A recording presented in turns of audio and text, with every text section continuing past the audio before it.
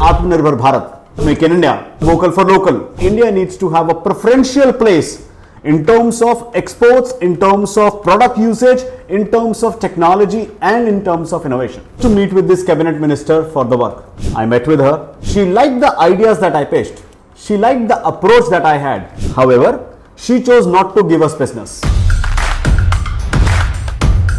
Hello everyone and welcome to another episode of Truth Shots with Kapil. Today, I'm going to start with an experience and then talk about a new launch that we are doing. A few years back, I was pitching for some government project and I was supposed to meet with this cabinet minister for the work. I met with her, had a really interesting conversation. She liked the ideas that I pitched. She liked the approach that I had. She was impressed with the kind of things that we could do. However, she chose not to give us business. The reason that I was given was that she wanted to have a multinational agency to be her agency because she had work which was really important. A few years from then, I heard about Atmanirbhar Bharat.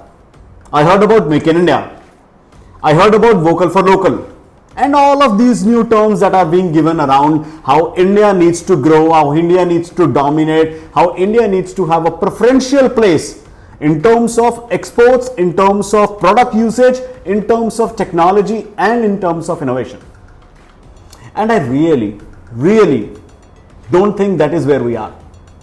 I remember a few months back, I was called on the Arnab Goswami show to talk about the India banning the Chinese applications. And I was asked, do I agree with it? And my response at that time was exactly what I would say right now. It's not about India banning the Chinese applications, or for that matter, India banning products of some other country, or India trying to, promote the usage of Vocal for Local Indian products. That doesn't work. For India to grow, need to be competitive.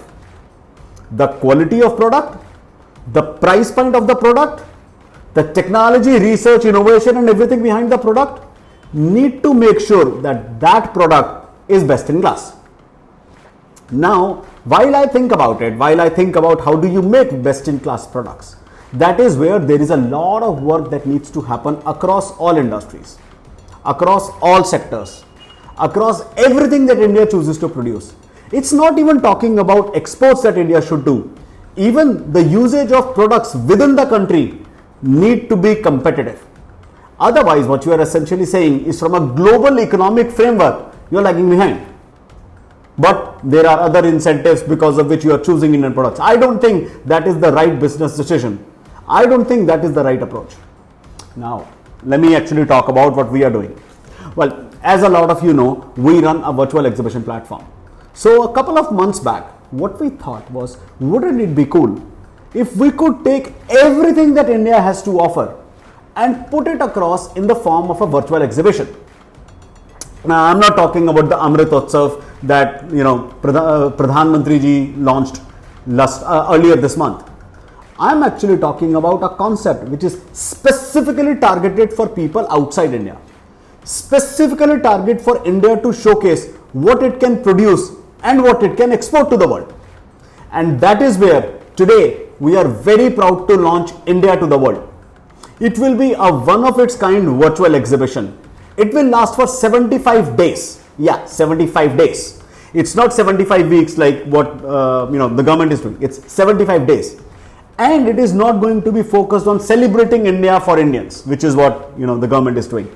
It is specifically going to be focused around celebrating India and showcasing India for everybody that lives outside India. For people who are expats and for people who are foreigners. For people who are looking at technology and innovation from India, to people who are looking at handicrafts from India, to people who are looking at education and tourism from India, to people who are looking at manufacturing from India, to people who are looking at various other kinds of products, various other kinds of approaches, even thinking about the culture and the social beliefs and whatever comes along with that. India to the world will be a comprehensive celebration, a comprehensive showcase.